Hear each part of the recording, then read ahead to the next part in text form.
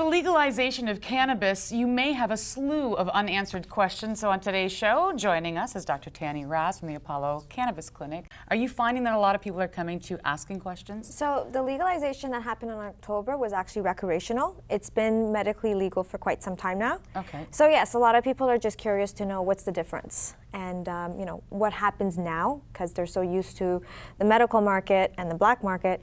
Now it's recreational and medical. So I'm happy to explain the differences. Yes, let's start with that. Sure. So one of the main differences is if you're over the age of 19, so 19 plus in Ontario, you can go onto the OCS and get cannabis. Anyone under the age of 19 can only obtain it medically. So if you are a real medical patient, then medically is definitely the best way to go, not just because of the age, but because of the knowledge and the hand-holding and the medical expertise that can come with it. Other differences are how many grams you can have at one time. So if you are recreationally buying cannabis, you can have only 30 grams, max 30 grams on you if anywhere within Canada. But if you're medically obtaining cannabis, then you can travel anywhere within Canada and have up to 150 grams or the lesser amount of your prescription for 1 month. Oh, wow. You mentioned something that I wanted to clarify. So when you're talking about the possession of cannabis, whether recreational or medicinal, this is in Canada. So Correct. You're not crossing the border with this at all. No. Can you cross the border with medical marijuana? No. No. Okay.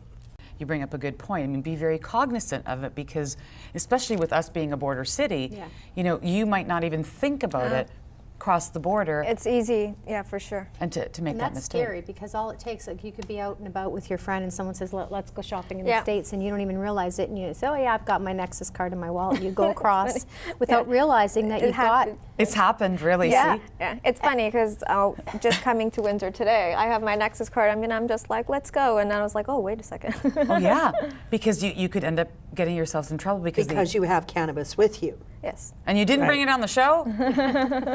How do you know what cannabis can or can't do? And are there different strains? Like, it's not just... So these are all great questions. That's why it's important to go to a clinic so you can meet with a physician so they can assess you and then tell you if you are a good candidate or if you're not. And at the same time, this is again a great way to understand the difference between recreational and medical. In a medical clinic, you'll sit with an expert educator and they'll go through everything with you.